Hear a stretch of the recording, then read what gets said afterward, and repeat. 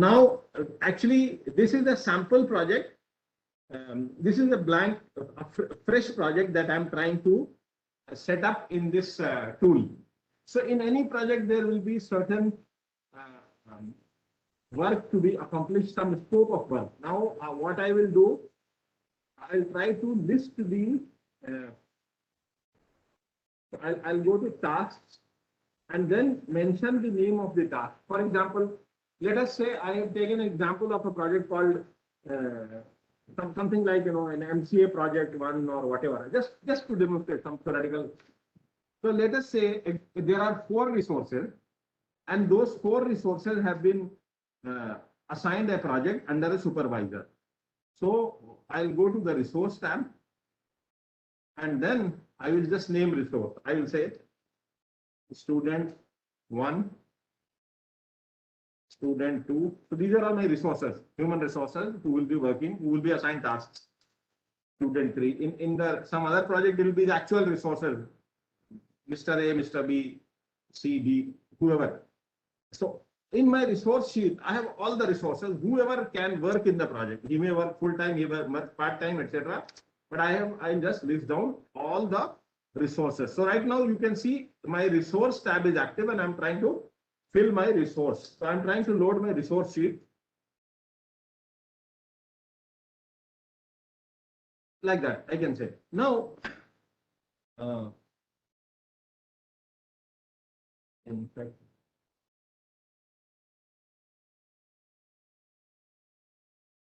this is my resource sheet. I had selected that tab, but I had not selected. It was actually the task tab.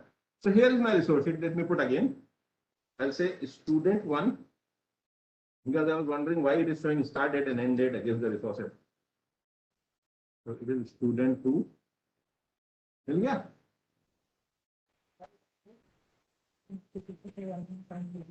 नहीं वो reason है, वो office में है. अच्छा, तो वो कॉपी आप जो है कल हमें दीजिएगा, ठीक है. ये हमने वाटे दिया, उसके बाद ये हमने इंचार्ज ऑफिस के लिए कराया था. तो ये please come back and say let us in the class. I'm sincerely sorry, there was some interruption from my office, so you might have got some background noise. So let me reset. So we have the resource sheet. So when I'm trying to set up the project will have certain scope. If I remember our first session, we had a triangle, and in that triangle we had scope, cost, and time. So there were 3 kind of vertex of the triangle that we referred as the triple constraint. So in order for us to build the time and schedule of the project, we need to have the resources, we need to have the activity, etc., etc.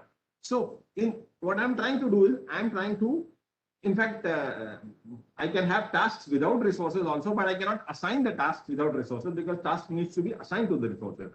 But just to make the things easier to understand, I'm just filling the resources, because when project manager is actually onboarded on the project, allow me just 1 minute, please.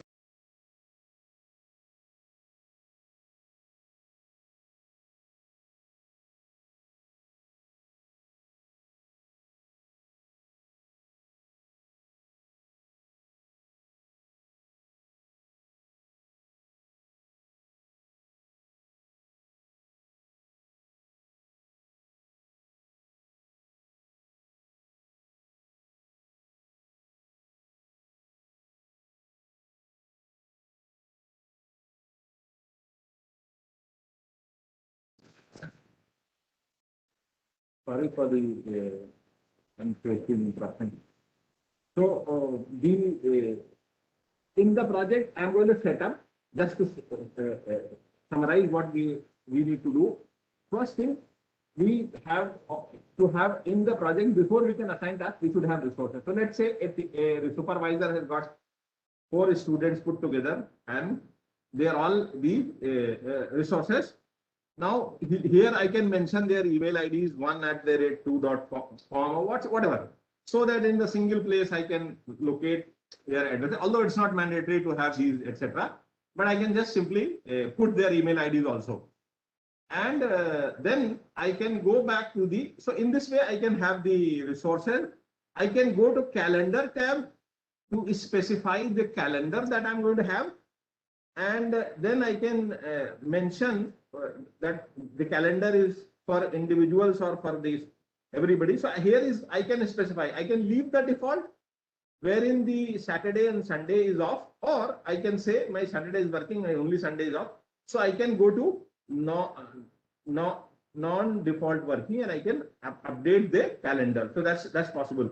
So I can go and create a new calendar. I can name the calendar, that make a copy, and then I can save that calendar. But for now, let me just not fiddle with the calendar. It will be, I will just keep the same default calendar.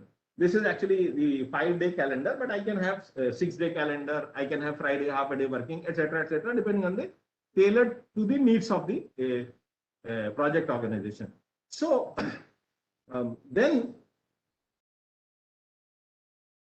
what I can do is I can go back to the tasks. Now I'm back to the task tab. Here it will not be student, but actually it will be the task. Let us say, I'll say,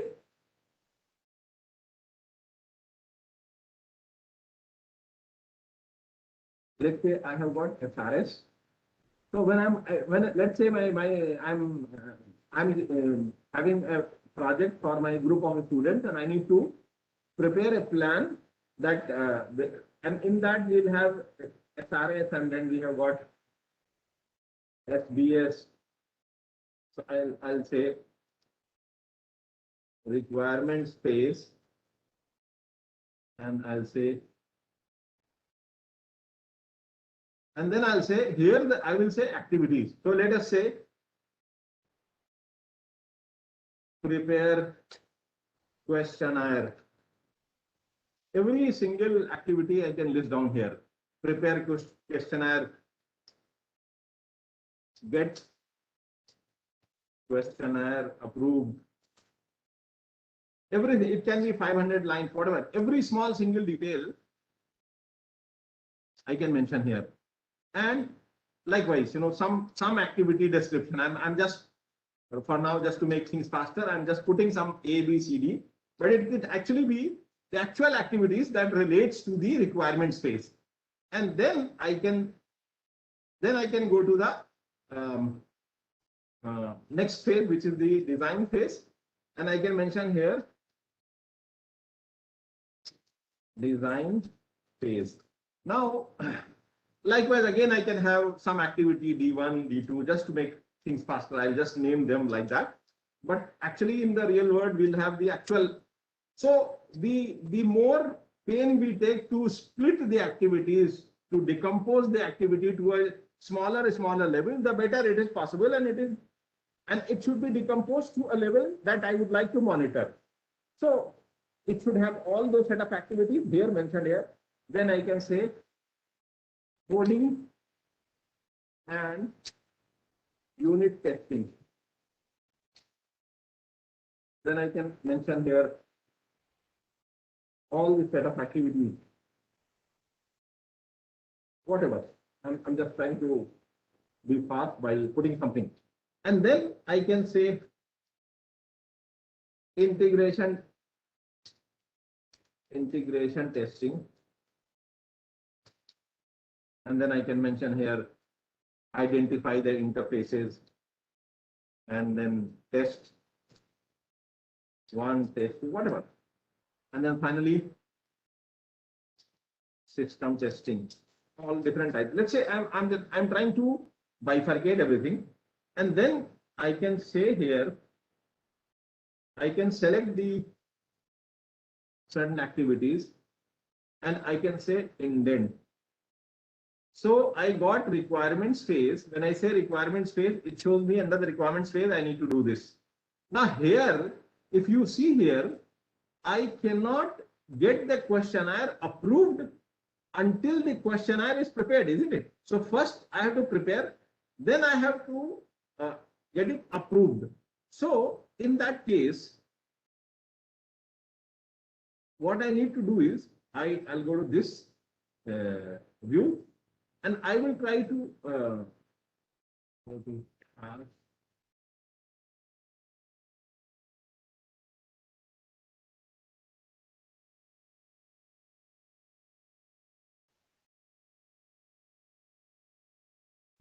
Now,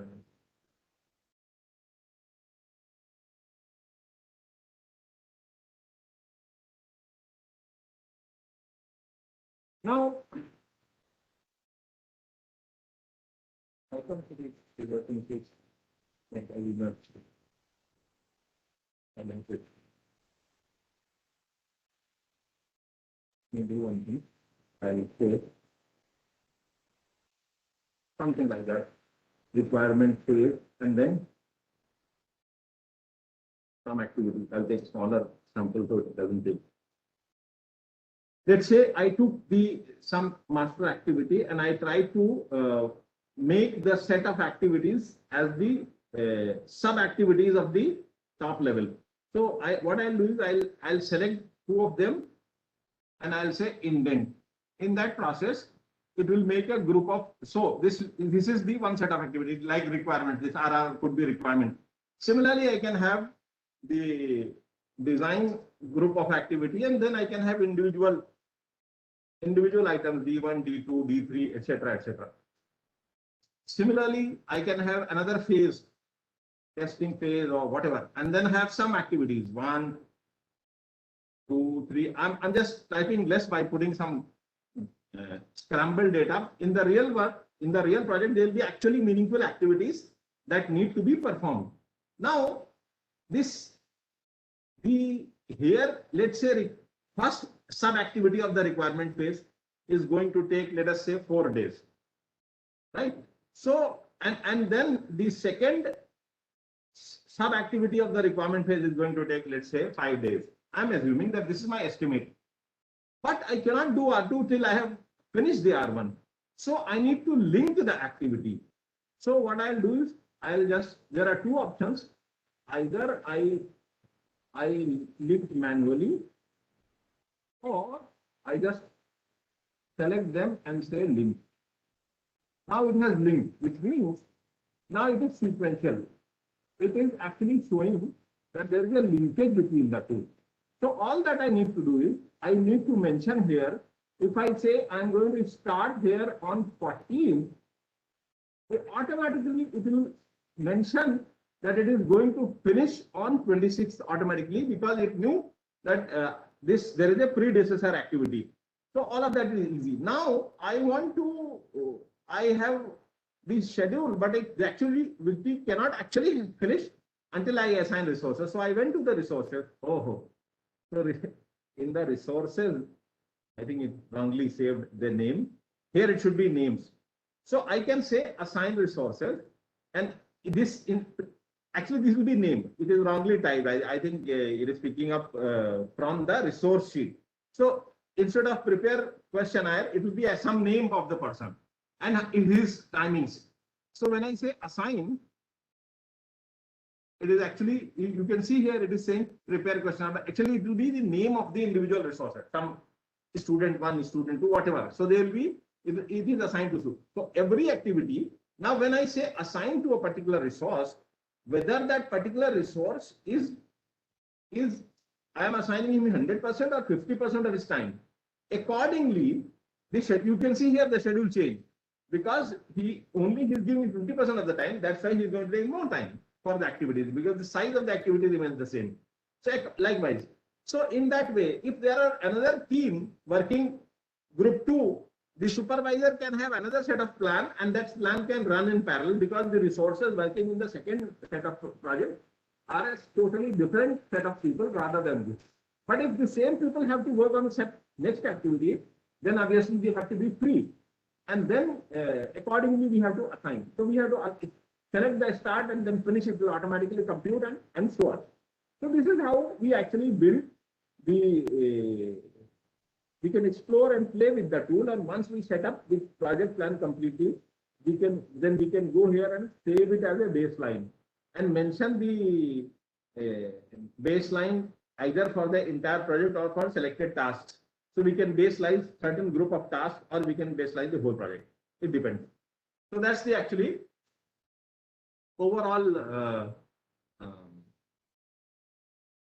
methodology for actually, and suppose we had gone for some change and we need to re-baseline, so we can clear the baseline and then re-baseline again as same baseline. So that's how every time we establish finally the schedule and get it approved, we'll have to set up a baseline. And then against that baseline, we'll have to start monitoring the project. So this is how we can actually start using the tool or playing with the tool to set up our projects. And I would request the participants to kindly use it in some way so that you, once you use it, you'll find you'll be able to appreciate the value that it is bringing to your projects. So there are different types of reports available, histogram, etc. Once you put all the attributes here, you can find very good MIS reports coming out of it. All that is needed is to actually set up the project properly in the plan and then use that plan for tracking the progress against the plan. Any questions from the participants? Especially from those who might have tried to use the tool to some extent. If not, I would request the participants to kindly explore the tool.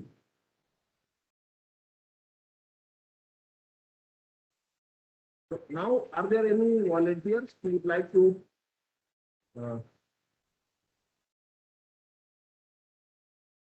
okay, so somebody wanted me to zoom the window full screen. You want me to open the project itself first, or otherwise I would request participants to, especially those who have joined from the laptop, and if you have already downloaded the tool, kindly explore for at least 5 minutes, and if you have any questions, we can take those questions.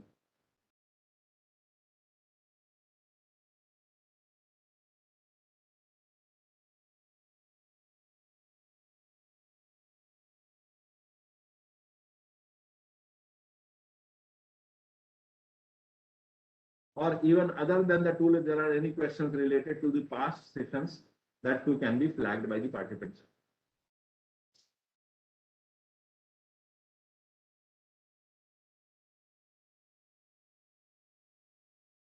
How to link the activities? Good. See, there are multiple options. Let me try to open and I'll try to say a new project so that I can do afresh, because in the old it might be already. Is the screen visible now? Now here I can mention the project name. I'll say test 1 project, right? And here you can mention the manager, the project manager's name, whatever, PM1 or, and we can mention here some brief description of the project here in the note. Okay. And then here we can have, this is actually, we are right now on the task tab. So let me put I'll say task category 1 or TC1. And then in that I will say task 1, task 2, task 3, task 4, task 5, etc., etc. Now, then I can have task category 2. And then again I can have E6,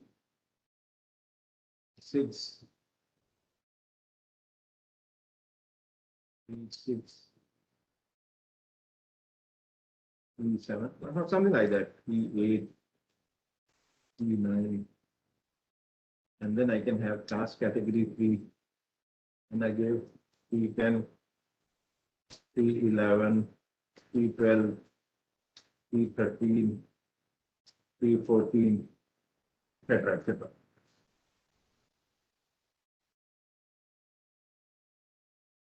Now,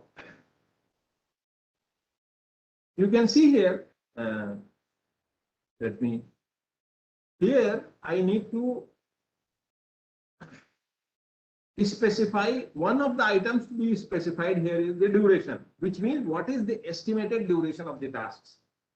Now, if we remember our yesterday's session, we mentioned that there is a project scope management process group, which suggests that the overall tasks must be decomposed or it must be broken down into components. And then those components are called WBS elements or work breakdown structure elements of the WBS. Now those elements, it's like a tree structure. Those elements are further subdivided until we reach the leaf node, which is called work packages. So the leaf node is a work package and the root node is the overall project. And between the root node and the leaf, there might be multiple levels of the decomposition. There is no one size fits solution for all projects, but typically what PMI recommends or what experience of the professionals in the project management says that we should decompose it to the level we would like to monitor.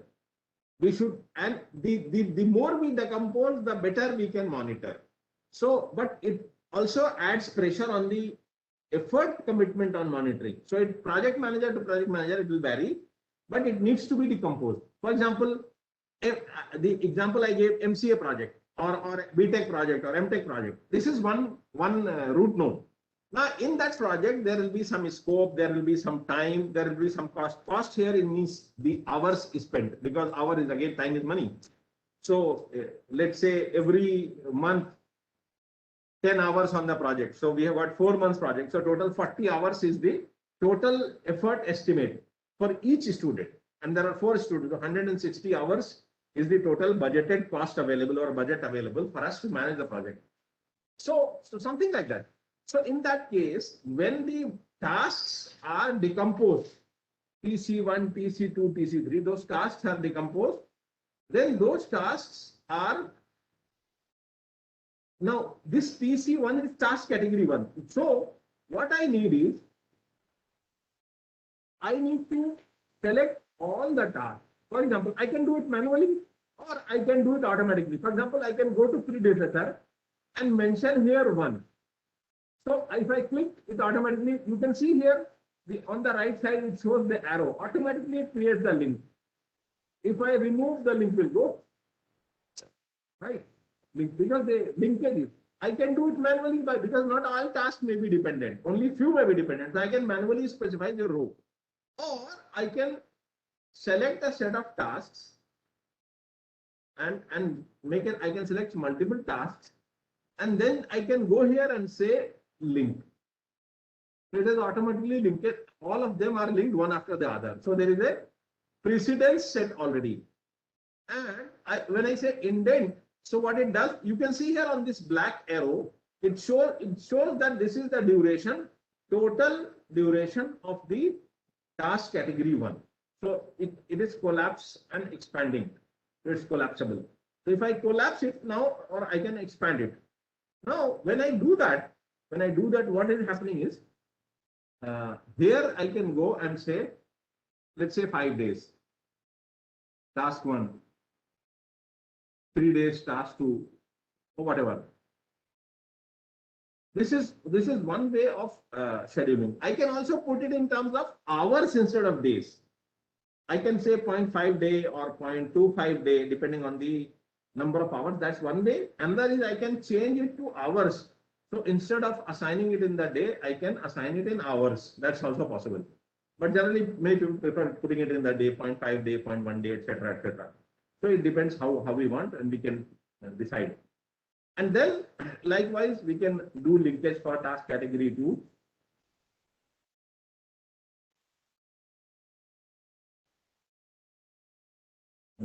So the moment we define the start date for the first, for example, we are planning, but we can't start because the resources are still awaited. We have the plan in place, but the resources are not yet onboarded. They are yet to join the project.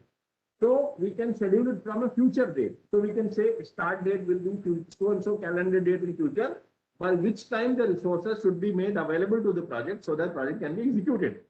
So it can be scheduled in the future with the condition that by that date so and so resources should be available to undertake those tasks. Is that clear? So is the linkage clear, Asma? Asma had asked a question, how to link the activities. So we have demonstrated how to link the activities. Now we can go to the resource sheet and and go to resources, and we can mention here the resource. Now you can see here I can mention the name of the resource. I can say R1, R2, R3, R4, R5, etc., etc. Now these resources have here I can mention their initials, because there is no need. Here it could be full name, and here it could be, for example, if it is if the resource name is his long name is, let us say, Muhammad Sajid. In short, he can say MS. So short name, so initials can be mentioned here, something like that. So here I can mention initials, and then we can mention here the email address, etc., etc. Now, if we come here, we actually have the maximum unit that we can assign to a person is 100%. Now, here we can, if some resource is available only 50%, then we cannot assign him more than. So we can decide here. Somebody is giving half the time, we can change the time here, 50%, 100%, etc., etc. All of that is possible. And we can have the standard rate, overtime rate, cost per. So what is his standard hourly rate? What is his overtime rate? Suppose we had to engage him for extra time, what will be his rate, etc. This is the way the costing sheet is worked upon in the project, where the efforts are made in hours and then rates are studied. That's how the project cost management is done. But in case of in-house resources, basically it will be more of a hourly estimate, hours, because the per se for the project the payment is not happening because they are internal resources. But strictly speaking, if we go by the professional accounting, we should have the rates, and we should see what is the cost being worked on out for the project. So this is the way we upload the resources, or upload the resource loading sheet. And then when we come back to this project, now here we can start assigning. So we go here and then say assign resources. It will show me the resources, and I can pick up the resource and I can assign. Similarly, I can go to activity 2, and I can say assign resources, and I will have to choose which resource to assign. When I say assign, it will say, okay. This how you can see here in the chart, when I assign the resources, the names are also appearing here. So this we can quickly see this activity is being, so that's how it's represented. In this fashion, we can assign resources, we can set up the calendar of resources, we can list the activities, we can plan the start date on the basis of resource availability, practicality, etc. And then accordingly, we can come up. So if somebody asks, how long will it take? Then we can say, sir, this is my schedule that I have worked out. This is going to take this much. And he will say, can we do it 1 week before? Can we do it in? So what we need to do is, we need to go here and assign it to 2 resources, which means give me 1 more resource who can work for another 20 hours, 10 hours, 5 hours, whatever, so that the schedule gets compressed automatically. That's how, parameterizing the size of work, quantum of work, and the resources, etc. That's how it is done actually, in making sure that, there is no burnout, or there is no scope creep, etc., etc. Is that clear? Any questions? Any questions from the participants? So I would say I may go on and demonstrate the tool, but actually it will help only when the users are using the tool. It is like swimming. So we may have to enter the water to learn the swimming. I would request all the students to actually try this tool, and the fresh recruits who are hopefully the future project managers. They will be, finding themselves equipped with a tool that will help them in their projects. Or if you are onboarded on a project, and you can ask your project manager what kind of tools are you using, etc. Yes, we can assign multiple resources. There is no problem. We can assign 2 resources. I can do, if I need to, let us say, if I go to this activity, I can say assign resources. I have assigned this. And then I go here and I assign here. I can assign him 50%. Okay. And I say, okay. Now you can see here, it shows R2 and R5. R5 is 50%. That's how. So adding more resources is called crashing a technique for schedule compression. So I want to compress the schedule. So there is a technique of crashing, which means add more resources. And another technique is fast tracking, doing things in parallel, which means that these dependencies are there. If it is possible, I can run the activities in parallel. So let's say this is plastering, this is painting, the category 2 is painting.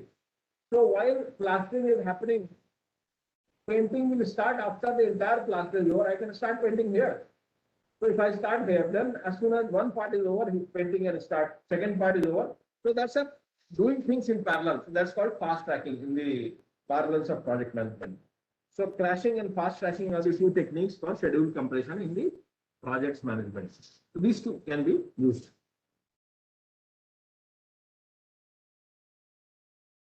Any questions, participant? So we can assign more resources. Now, another thing that I discussed yesterday, milestones. You remember milestones are what I was trying to say, kilometer stones, just to make it easy to understand in our context, because miles are actually used in US, so they say milestone. And the idea is actually every kilometer or every mile there will be a stone. If the journey is happening, we should be seeing those milestones. We will be reaching those milestones. So on the project plan, how the milestones are reflected? Milestones are zero duration activities. Let us say, let me convert T5 as milestone. Let us say when the SRS is signed, it is milestone. I'll say celebrate SRS sign.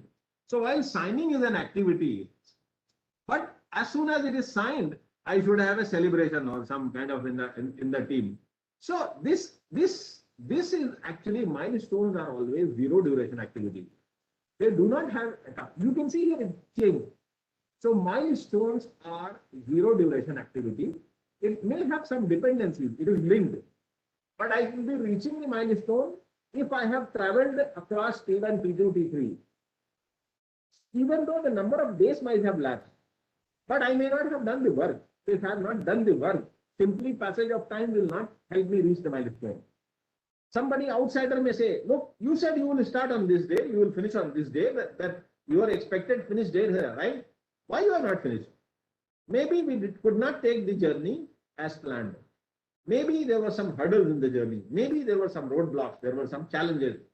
So the job of the project manager is to detect this early and try to apply corrective measures so that milestones or project can remain on track as far as possible. Believe me, all projects have problems. If somebody's plan versus actual is exactly the same, then it raises a suspicion actually, whether it's a cooked plan or what. Because in the real world, plan and actuals definitely vary. That is why there is a need for monitoring the actuals against the plan and trying to apply the correction. If everything is green, green, green, and there are no challenges, then probably two things. Either the data needs to be checked, quality of data and sanity of data, or the plan is actually not made. After the activity, somebody has done re-engineering and rolled back plan instead of the actual plan for the future. So in real world, plan and actual do vary, and that is where the correction needs to be applied. That is where the real hard work of trying to apply the correction so that project is back on track as per the plan, as close to the plan as possible. Is that clear? So milestones will be reaching. Milestones are something that probably the sponsor or the project initiator or the steering committee or the change control board or whoever are looking at the project, they will be looking at the milestones. So that's how the project can be set up in the Project Libre as a tool. The same concept will be applicable in other tools also, whether it's a Microsoft project tool or Primavera or any other project management tool. There are plenty of them, but the core concepts remain the same. We have to have activities, we have to have resources, we have to have calendars, we have to have dependencies, assign resources, create schedule, etc., then generate reports, add progress, etc. So that is how. Now, any questions? No question. You did not ask me. If I was you, I would have asked, where will I update the progress? This is plan. Where will I update the progress? Do I have to update the progress in my mind? Then what is the use of this tool? I should enter the progress, then only I can arrive at the variances, right? But you have not shown me where to add the progress because nothing is visible. So actually, what this is the planned start date, this is the planned finish date. I can go here and I can insert column and I can actually choose add more columns, actual finish, actual start, actual work. So a lot of columns can be embedded depending on the my requirement, how much I want to monitor. So I can add those columns and I can start entering those columns. I can, when I say update here, this particular tab, it'll ask me update, and then I can go and create a status. What is the status of my project on this particular date, on this particular time? As on this date, where am I? I am doing as per plan. I am slipping schedule. I am doing poorer than plan. I am doing better than plan, etc. This has been applied in the real world by the project managers. Delhi Metro is one example. Delhi Metro was almost all the time ahead of their schedule. Almost, they were very, very fantastically managed. Delhi Metro construction. They were very vigorously applying the project management technique, and they were able to deliver the project on time. So this is the way they work practically. So all that I'm saying is project management is applied. If it is applied, it can bring the value and address the issues, but it requires those two factors that we discussed, the enterprise environmental factors and the organizational process assets. Support from these two things would help to improve the projectized culture of project management. That's why many government organizations are also looking for project management or PMP certified consultants to manage their projects and help them ensure that the project is, although these project managers do not have the formal authority for signing the paper, etc., but that is done by the secretaries and all that in the state, and the technical side, the professional side is managed by those consultants. And I'm saying so because I had been subjected to this kind of a process. There is actually an organization. This is more for the students actually what I'm talking now, because some students may be looking at becoming government consultants, etc. So there is a body called NISG. Let me open the screen. NISG, National Institute for Smart Government, NISG.org.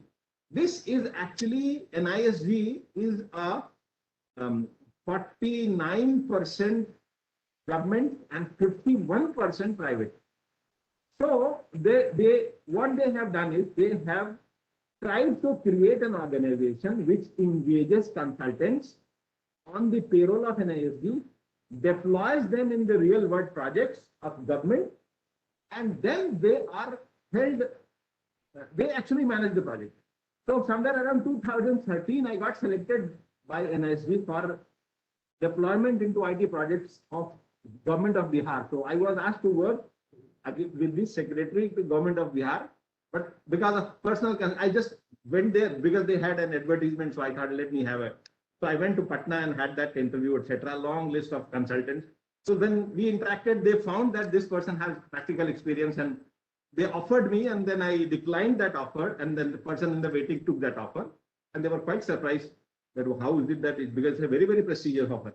But I mentioned that, I have got a challenge in the family. My family was in the northern side of it. So but all that I'm saying is just for the youngsters that NISG is actually looking at the people from these IBM, Accenture, Wipro, TCS who have had some experience there, have got some good technology experience, project experience.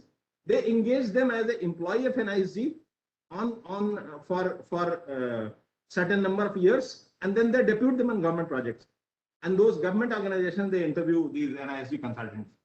So all that I'm saying is, it is actually managing the real world large taxation project, etc. So in an interview, they were asking, one vehicle is moving from that particular state, it is entering into this state.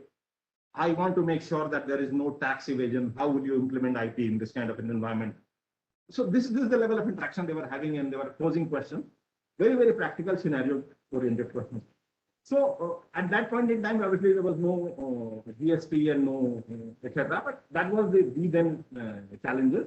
But I do believe that this organization is actually was created because they found that in the government organization, managing project has got its own challenges. Sign-offs are very difficult. So what they did is they created an organization. They kept it 51% is owned by NASSCOM, National Association of Software and Service Companies, and the 49% stake is with the government. So just to see to it that these consultants understand the audit requirements of the government projects and the flexibility of the IT industry and the industry. So just to get that blend and bring them into the real world projects. So, so again, I'm saying is what I'm saying is there are real world projects running into long budget, stiff timeline, and a very prestigious project which needs to be done. In those projects, there will be multiple third-party vendors, multiple OEMs, multiple SIs, etc., dealing with them, chasing with them. They will say technical jargons. The government officials will try to use too heavy technical presentations which might be difficult to decipher and derive sense out of it, etc. So that's why they have got this culture, and they have done a lot of projects, NEBP, etc. So this just crossed my mind, so I thought I'll share with the students. So having real world experience actually matters a lot, and if you go to for students, if you go to any of these sites, whether it is Naukri.com or Monster.com, etc., and if you just look at the kind of JDs which are being advertised, what kind of job descriptions, what kind of requirements they have, you will find. If you read, I'm not saying you go and apply. I'm just saying just read what kind of experience they are looking. They often say end-to-end project experience, 1 project, 2 project, etc. So those kind of because in the project there will be difficult times, there will be challenges, there will be a lot of Monster.com, any of these sites, job sites you can see. So not sure whether we read the. Okay, so I think we are in the Monster.com. I'll say, let's say, I'll say Oracle. Let's say somebody is Oracle developer or Oracle DB, or I'll say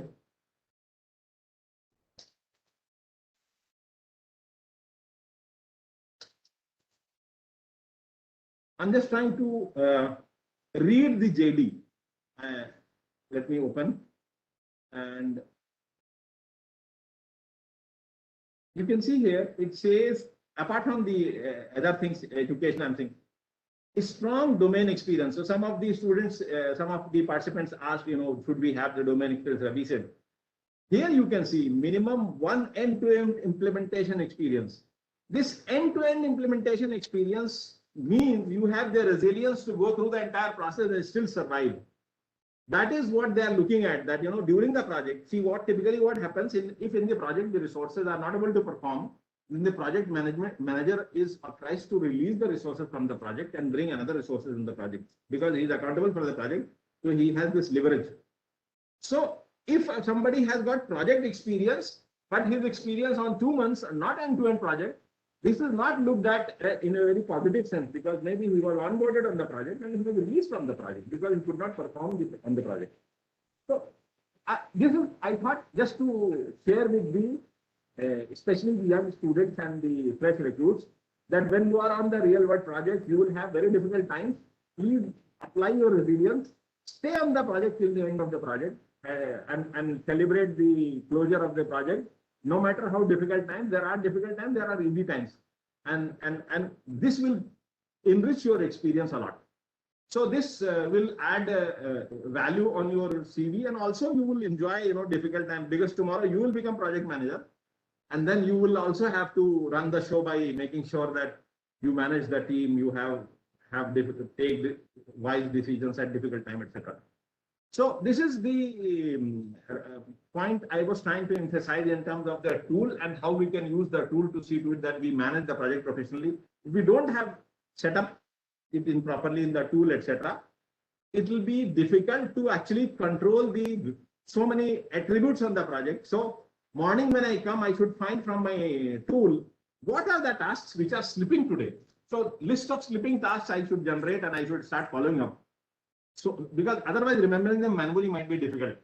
So etc. etc. And what have completed, what needs to be deferred, etc. So this tool helps a lot in the real world project where there are might be 5,000 lines of tasks mentioned in the project plan, and doing it manually or leaving everything to our memory might be, we may be stressed and we may forget, and despite sincere intent we may be struggling to cope up with.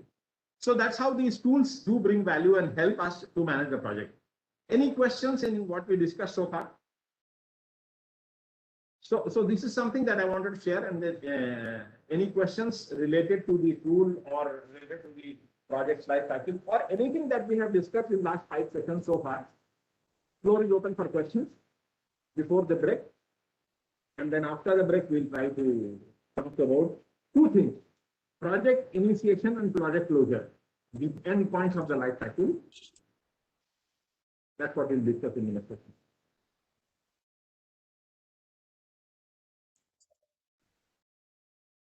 So time is yours now. From my side, I am done for this particular session before the break. Few minutes are available for any question, answer, or any discussion. Dear participants, if you have any question, you may please ask or write your question on the chat box. So we are waiting for 2 minutes. If there are no questions, then we will have a break of 30 minutes and we will reassemble at around 5:30. Is it okay, Pravesa? 5:30 is okay?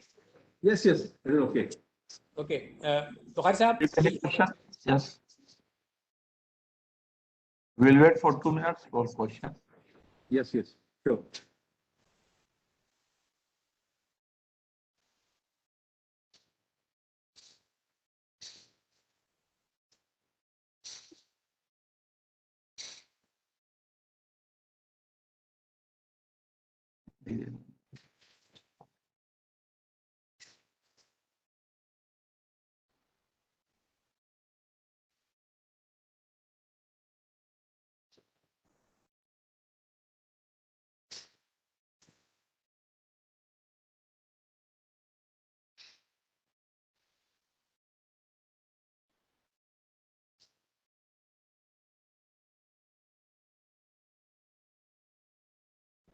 Okay. No question more. So thank you, Dr. Khan Sahab, for this amazing session.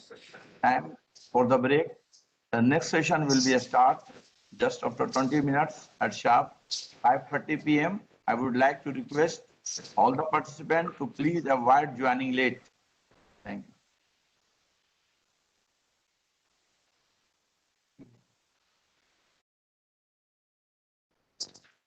So in this final session, we are going to talk about the end points, which is the commencement of the project and closure of the project.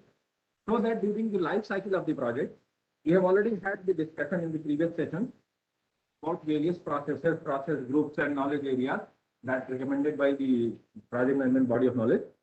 So yesterday we referred a document specifically called project charter.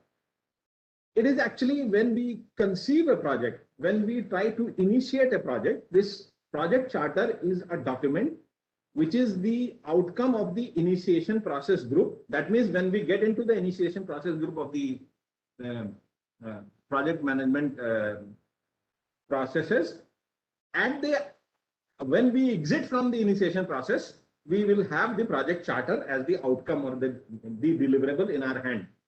This project charter is very important because during the course of the project, as we have been deliberating, there are difficult times.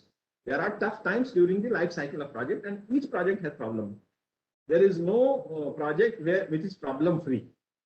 So yesterday we had a very detailed session on what are the common problems across the projects and how do we handle those projects. And so this project charter is something which will basically be in the beginning of the project. So when a project is to be initiated, we must have a project charter. Now, the question arises, who will prepare the project charter? Theoretically, project sponsor should prepare the charter, but practically sponsors are senior people. They don't have time. They will not prepare this document. So somebody who is interested in the initiation of the project should prepare and get it signed from the project sponsor or the project initiation team, group, or etc. etc. So project charter, what is this document? What are the components of this document? So it is one section will be, and it is some, not a huge document, maybe a couple of pages or 1 page, 2 page, 3 page. This describes the basic components of the project charter. The introduction section will explain the purpose of the project, maybe a couple of lines or 3 lines, 4 lines, very, very crisply articulating the purpose of this project, the name, the brief description, and formal authorization.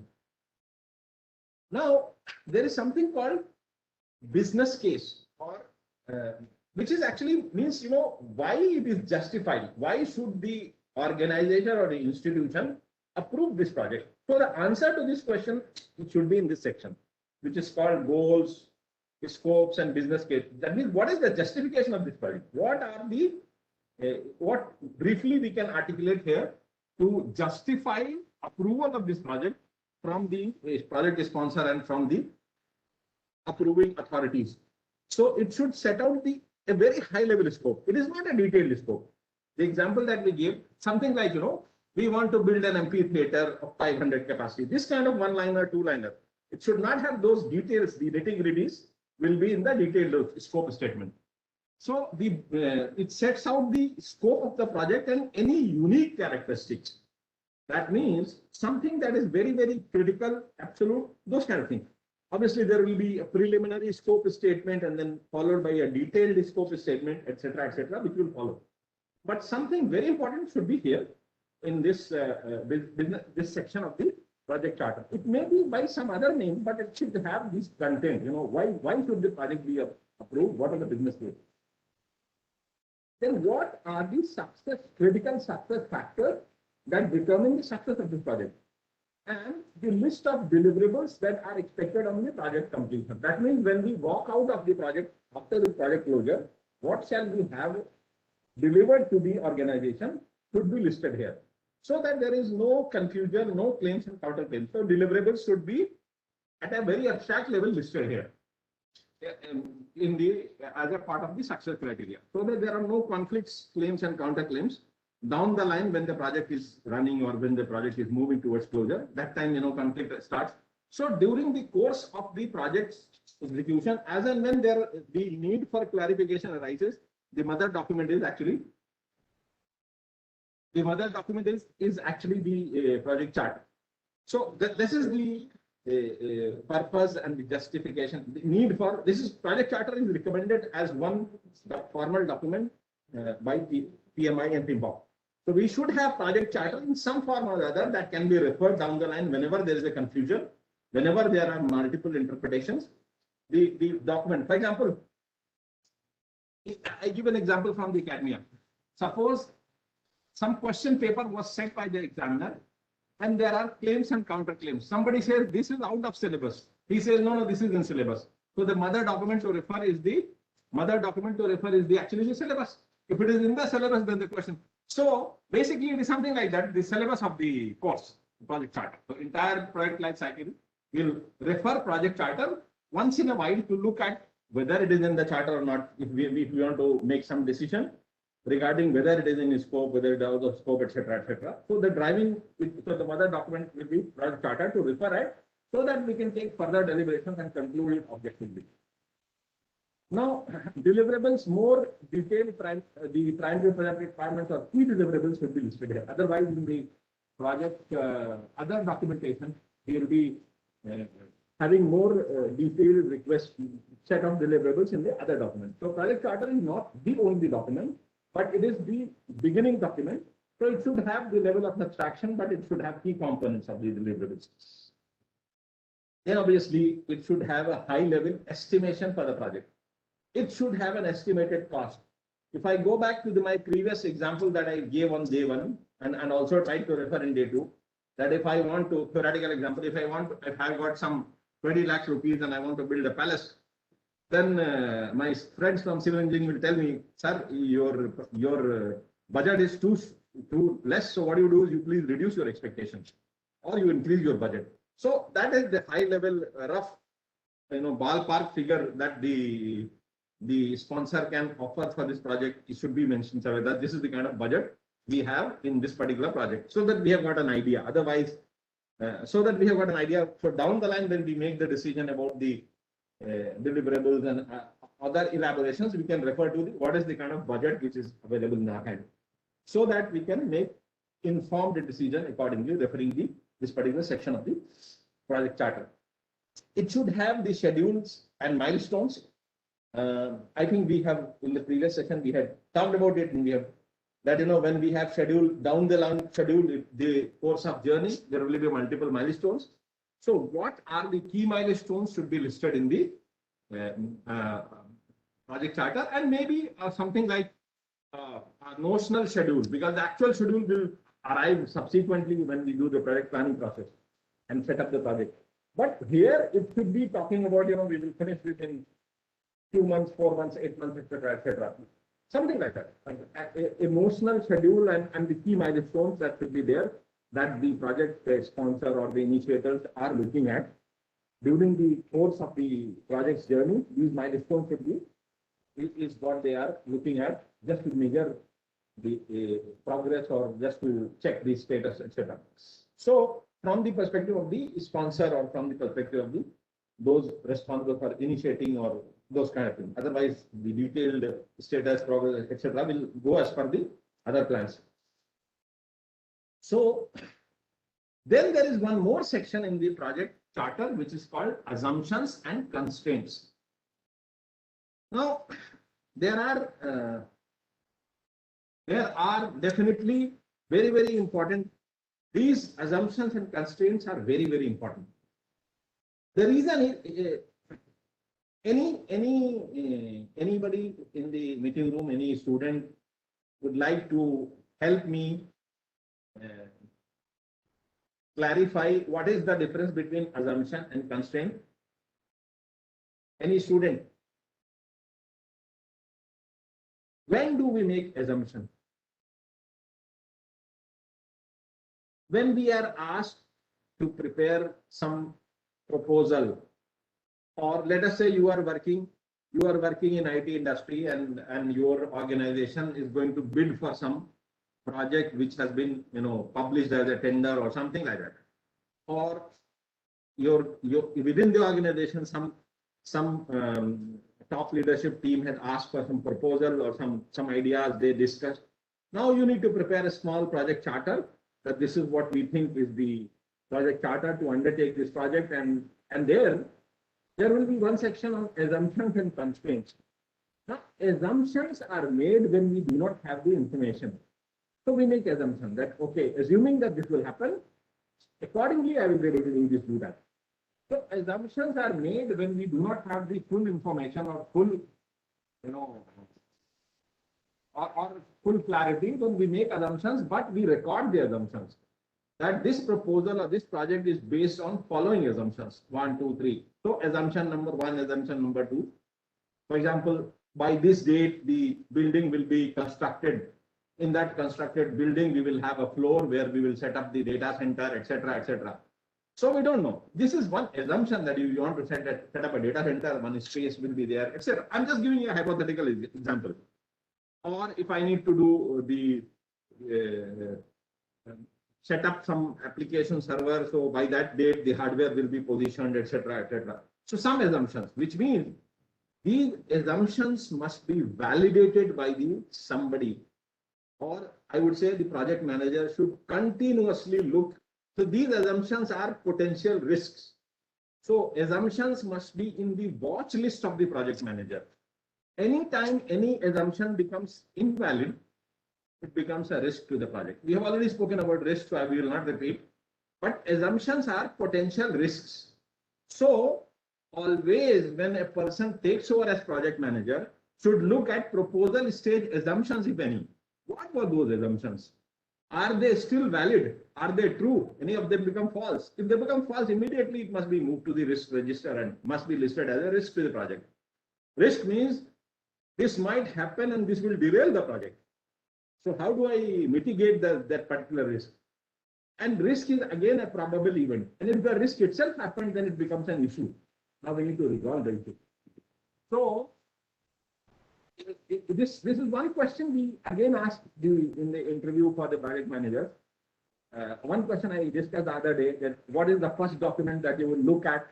He will say that I will look at the scope document and project charter, etc., etc. And then he'll say, which section would you be more interested?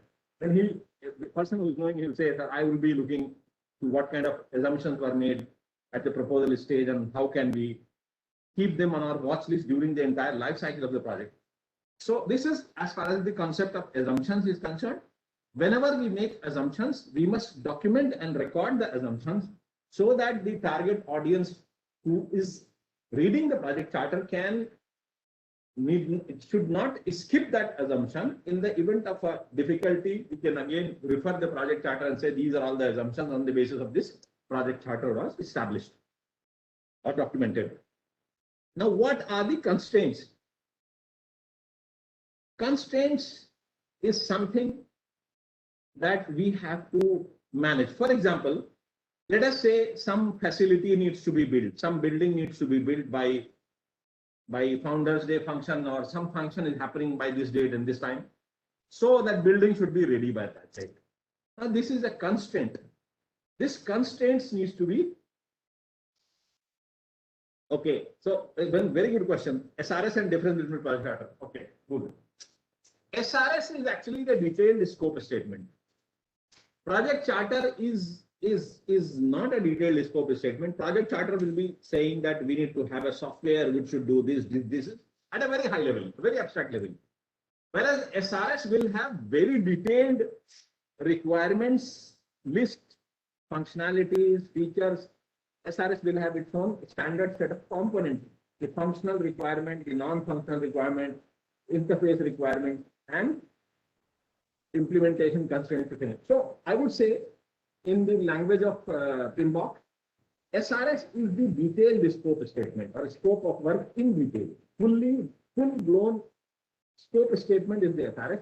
Project charter is one very high level, couple of pages only, which says we should have a software, it should do this. That's it. But the nitty-gritties are there in the SRS, the relevant details. Okay, so coming back to the constraints, in case of a software project, there might be constraints, might be like, the customer is having, or the organization where the software will be implemented is having this kind of a technology, this kind of a infrastructure. So the constraint in the solution should be compatible or should be in the same, etc., so that there are no technical compatibility challenges. So I'm just giving you some examples. You may have your own examples regarding what a constraint is. Now, then we should have certain summary of risks. Now, any potential or real major threat to the success of the project. So, in fact, it is not a risk register so that all the risks should be listed here. No, we do have a risk management process down the line in the project which will be. But if there are any, maybe couple of known risks or some critical items which should always be looked at, should not be skipped by the project manager, etc. At the initiation stage, if the sponsor or the initiating team is having, they should mention here those potential threats that might derail the project. So please understand that, everybody is trying to help see to it that the project is successful. And what all can make the project, get derailed should be remediated or rectified. For that purpose, some potential threats should be mentioned here as the summary of this. Now, team and organization. List the people and stakeholders who will work on the project. And so here, the team must be mentioned. Suppose we have an internal team, we can mention here that this is the team, this is the people who will work, and then this is their role. Just merely mentioning the name is not enough. Who will do what? So it should be more that so and so will do project management, so and so will do the testing, so and so will do the requirements analysis, etc., etc. And if there is a project manager available, then he must be named. Else, and it must be mentioned here that we need to have a project manager in place within this much of time, so that the project can be driven by the project manager.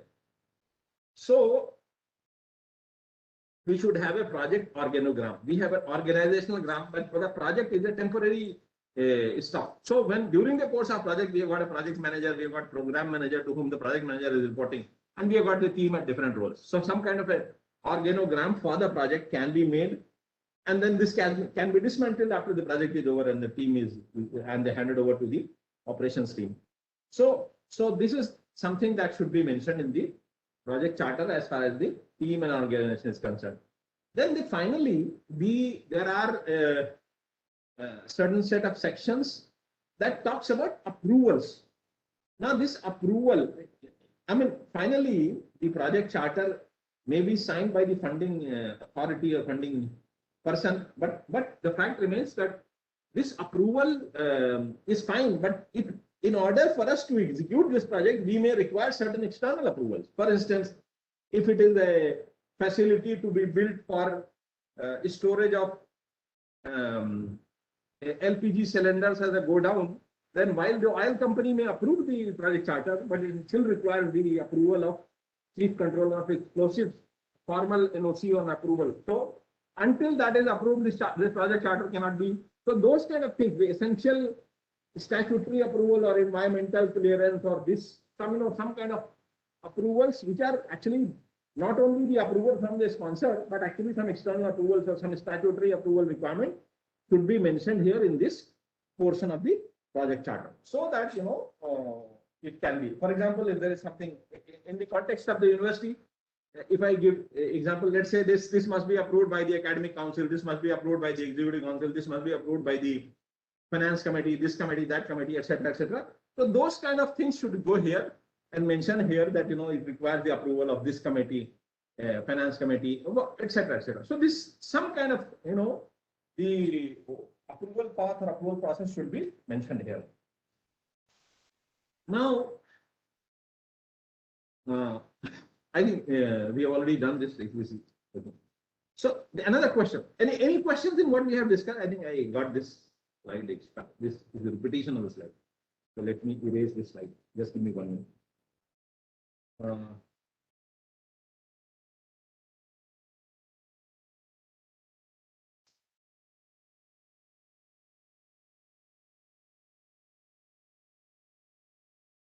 Now my question, can we change a project charter? Anybody from the participants? Any participant, please share your thoughts. Can we change project charter?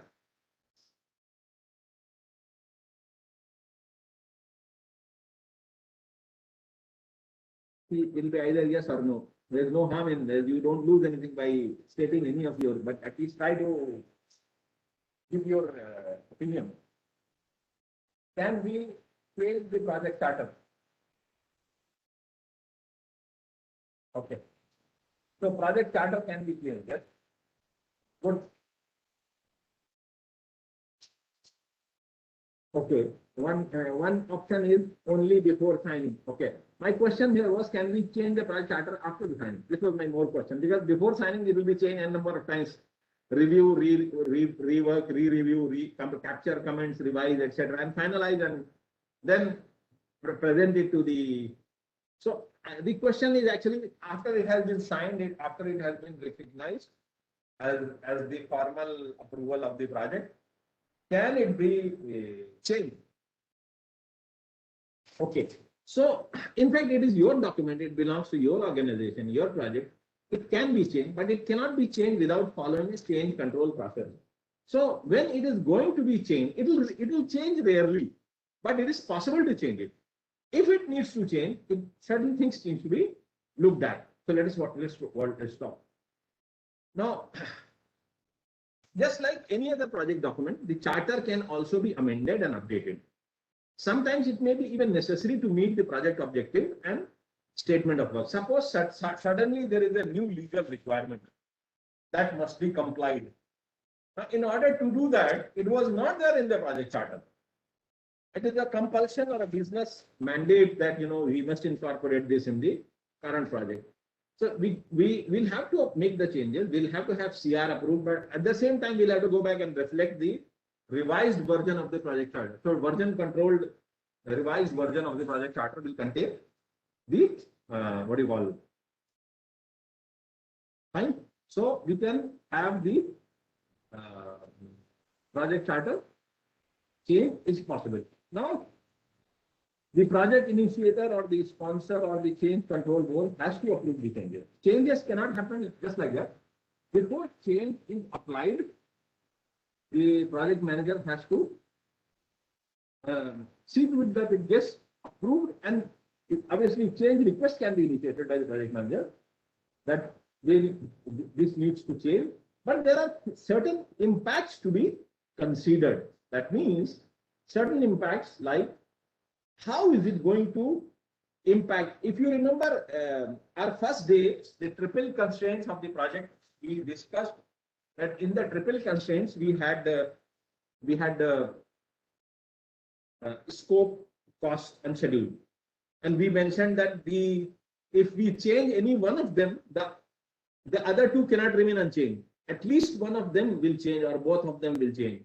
In fact, not only both of them, but there may be some other parameters might also be changed. So that's what we are saying here. Maybe some more risks are getting introduced because of that change. Maybe quality needs to be looked at, etc. So we have to check whether is there any impact on the time that has been mentioned in the project charter as the high level guiding factor or the expected time for completion of the project. Is it going to get impacted because of this particular change, which now needs to be incorporated in the project charter? That's what we need to look at. We also need to look at whether the scope that was previously approved or the SRS as if it is a software project or system requirement specifications document, whether that it needs to be changed somewhere, some component, some portion. That's what we need to look at.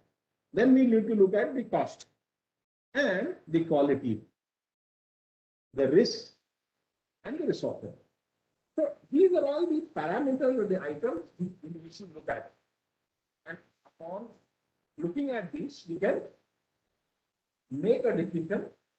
That means when the project manager proposes the changes to the charter, he would have paid attention to details to be on these parameters and then propose to the change control board that this is the original timeline. Upon making this change in the charter, the revised timeline will be so and so. This was my original scope. This is the revised scope. So this change control board or the committee who's evaluating the change impact or who's approving the changes or recommending the approval of changes must be apprised on the impact on these parameters. So first analysis should be done by the project management team, and then they must be placed before the change control board or the initiator or sponsor, so that they can make a decision whether the change should be applied and whether the change should not be applied, so that they have the proper information. Okay.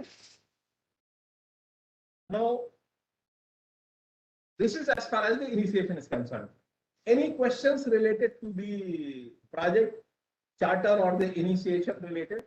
So after the project charter is approved, the initiation phase, the outcome is the project charter, and then subsequent activities will be taken care by the project manager.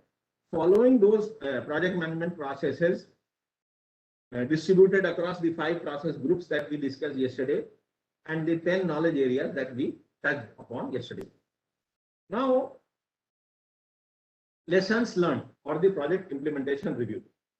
Now, this is something, this lessons learned is not the lessons learned by us during last 2 days, but this is actually lessons learned is a part of the project closure process.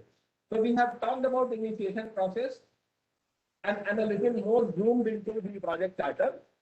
Now, in between the planning, execution, monitoring, and control, we have already spoken.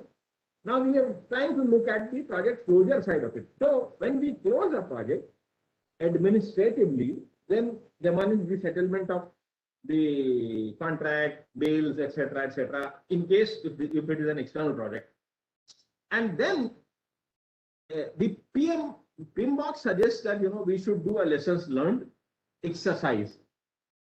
The objective of lessons learned is to understand what went right, what went wrong, so that what went right can become part of the organizational process assets for helping future projects or other projects in the organization. What went wrong and how the correction was applied, what should have been done to avoid this, if it was to be done again, is something that will again go back to the organizational process assets and help other projects. So when a new project manager is joining and trying to build his plan, he is in the beginning, he will look at the organizational process assets and look at the lessons learned from similar projects in past. Similar other projects, what were the lessons learned? There he will find what went right, what went wrong, what works, what does not really work, etc. On the basis of applying those lessons learned, he can have a better plan than making a plan without even looking at the lessons learned. But this requires, organizational project management maturity and the some kind of, cultural projectized culture. This is typically when the project is to be done. There should be either a project office or project management office or program management office where the multiple projects is put, and then they provide support from the process side to the project managers of the individual projects in the organization, enabling them to successfully complete the project within the defined scope, within the available time, and within the approved budget. So this is what is done. This PIR is something else, which is not part of the PMBOK, but it is actually something relevant experience that I had from some of my clients' framework. For example, Shell, which is an international oil company, they had in their project delivery framework, and by having a chance to be associated with their project in the capacity of a project management consultant, we had our own processes in Wipro Technologies, but they had their own processes. So in that case, the customer's processes take the higher priority. So we go by their processes and we try to apply some good practices from our own processes. So in that process, they had a fantastic project delivery process called project implementation review. So typically after a couple of months of the project closure or project's closure process, typically after the couple of months, they come back and say, okay, we have 2 months, we have closed this project. Let us meet with the operations team. Let us meet with the support team and understand how it is going, how was the project, etc., etc. So that finally we are able to further enhance the lessons learned and the organizational process assets for helping in the maturity of the processes for other projects. So this PIR exercise or project implementation review by different names and different types and different modes is done by many other organizations also, depending upon their own quality culture and their process culture. But they do have a methodology, and definitely to have sort of feedback after a couple of months and try to understand, collect the feedback and try to utilize that feedback for judging how we did, and then probably go back and update the lessons learned so that in future we can do it in a much better way. So continuous improvement it's an ongoing process. So this is what now if you go to lessons learned template, you will find hundreds of templates available in public domain. None of these templates should be directly taken and applied. In fact, the project manager and the project team must discuss, deliberate, and make their own. You can refer those templates to see how others are done, but it should be what went right, what went wrong, and what should I do next time if I had to do it again. What should I do? Maybe just one pager, maybe just, and in some matured organizations, they have structured databases where people have to go and update, etc. But in short, this lessons learned must be captured and it must be documented. And in future projects, when we are trying to apply the lessons learned, when we are planning, we should refer to the lessons learned of similar size projects, similar type project, etc. Because projects are of different types. So if it's an SDLC project using agile methodologies, or SDLC project using the traditional methodologies, whether it is waterfall or V process model or anything else. So accordingly, or based on the size, small, medium, large project, relevant lessons learned must be captured and closed. So this is the whole idea as far as the project closure is concerned.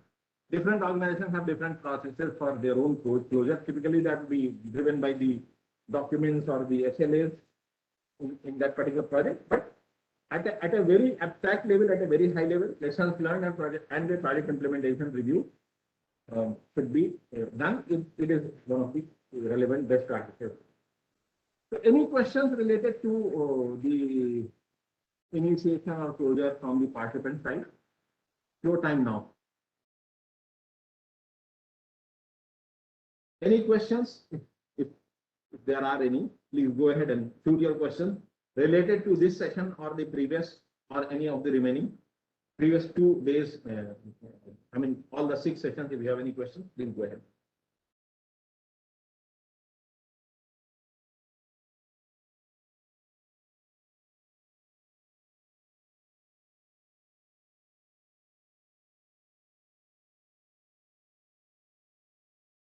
Yes, dear participants, any questions?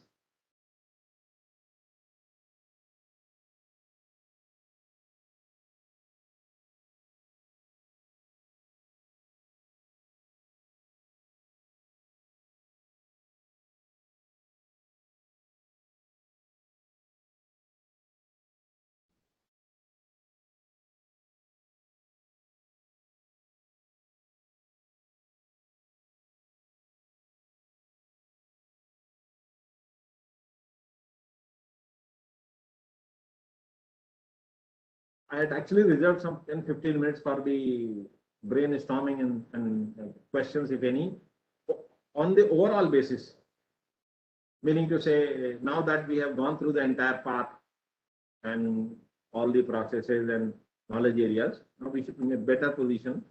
We have also had some little bit of exposure of the tool, so we should be in a better position to flag questions, if any, so that we can deliberate.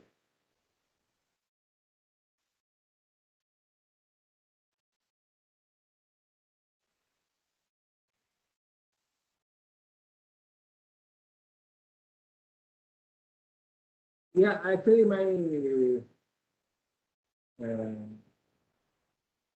as far as the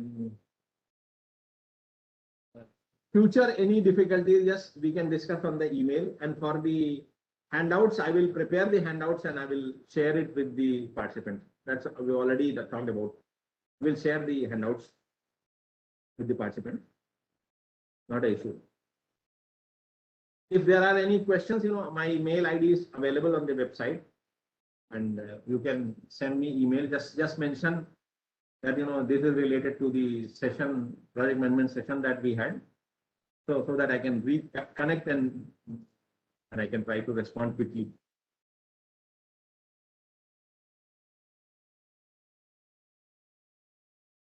So if there are no more questions, then I will leave the floor back to Professor Bukhari Sahab.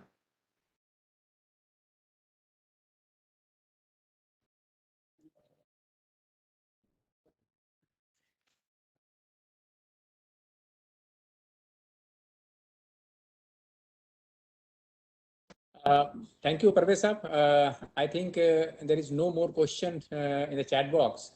One question was there from Afsa Alam. Hope you might have answered it. Telling that it is clear now, but if we have any problem or issue in the future, can we contact you in the future? If yes, definitely not an issue, but only thing is we can fix up a time and then I can open the session. Exactly. So whenever you have dear participants, Dr. Parvez Mahmood Khan is a very cooperative person. So if you have any problem, but he is at the same time very busy, so you can have a prior appointment with him, fix a prior appointment, and then on a mutually convenient time, you can discuss your issues over there. So most welcome anytime from their side. Now, Professor Bukhari Sahab, Parvez Sahab has done from his side. If you want to add something more, and then after that we will start the valedictory session. After 20, yeah. Thank you, Dr. Parvez Mahmood Khan Sahab, for this delightful session. And validity ceremony will be started at 6:30.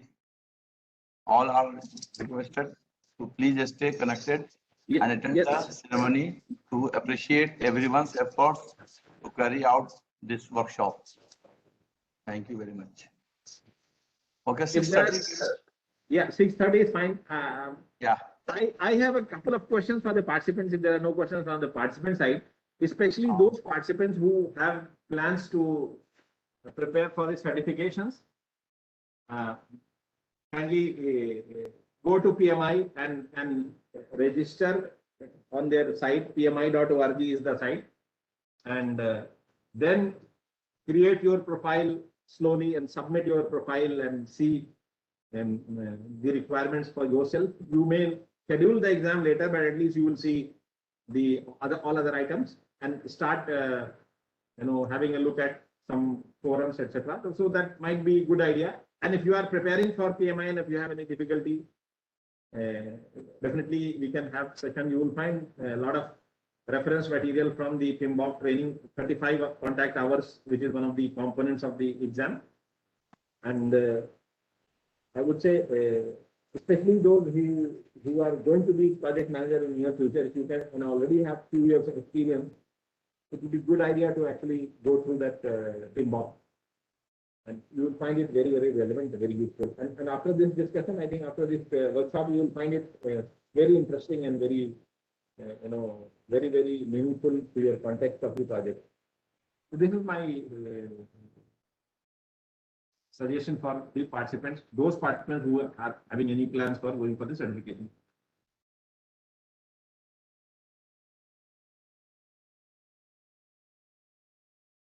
So, Dr. Parvez sir. yes, Hello. sir. Yes, sir. मैं Yes, sir. Share करवा देते screen को certificates के लिए Okay, okay, fine, fine. So let me Or stop me. sharing and transfer the. Just a minute. और chief guest का भी link वो अटेंड करेंगे तो उनको कर दीजिए, कन्वर्ट कर दीजिए लिंक को. Who should be the presenter? Professor Bukhari sir or somebody else? Yeah. Who should be? Okay, Yeah, I will. I'll make you the presenter. So you are the presenter now. Yeah. For share the certificates for you.